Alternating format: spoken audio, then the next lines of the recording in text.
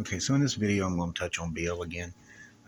I know I made a previous video and it was, a generic kind of rundown of BL, but some didn't understand it still. And I'm going to try to be a little more in depth on it, but still keep this short and, not overly technical. It's very late. I'm tired. So I'm going to try to make it through this and it makes sense. So a voice coil is an inductor. Okay.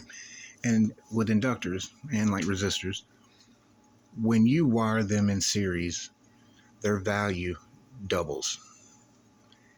And when you wire, like inductors and resistors in parallel, they halve.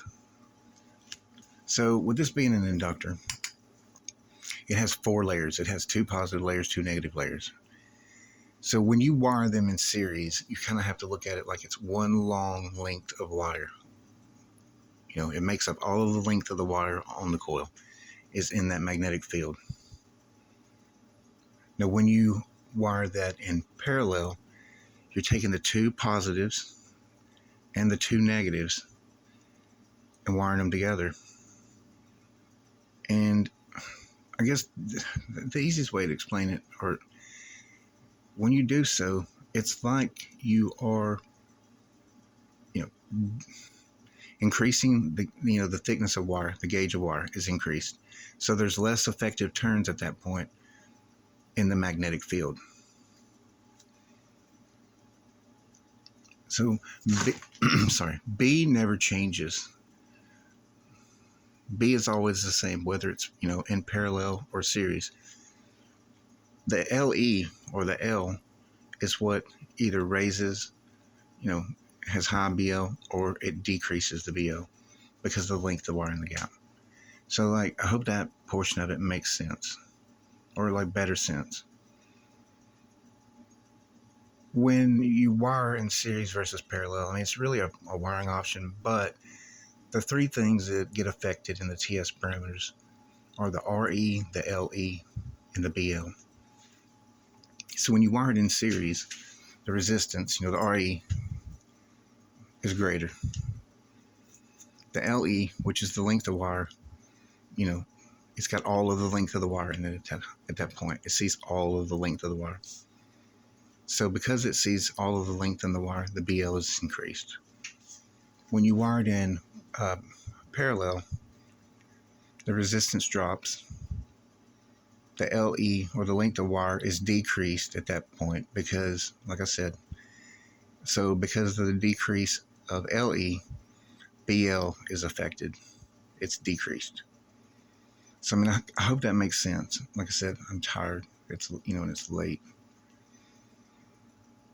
When, other than being a wiring option, when you wire a dual voice coil subwoofer in series or parallel, really the only 3 things that get affected are the RE, the LE, and the BL. So I kind of hope that makes sense as well too with it. Again, I'm not the best at explaining stuff. I'm not editing any of it. So if you guys are really interested in driver design of all types, from mids to woofers, tweeters, whatever, subwoofers, the loudspeaker design cookbook is a great tool. It's informative. You get into the technical side of it, and if you can even go back and download earlier versions, because there's several revisions to it. If you can go back and download any of the earlier versions for free, you could always start there. And there's revisions because everything evolves, but know the basics and so forth. It's great. It's very intuitive. Also, I suggest look up, Dan Wiggins. He used to own a Dyer, and he is a great engineer and a great designer. And he has posted a lot of stuff, write-ups, and covering all kinds of things with drivers. And there's plenty of PDFs out there to download. I would do it. I have tons of it. Same with with Tito Stompler. If you can get any of his stuff, you know, I would do it. He was a great design and engineer as well. But anyways, I didn't want to make this super long. Again, I'm tired. I'm going to bed. But I hope this makes more sense and you find it more useful. And I'll see you in the next one.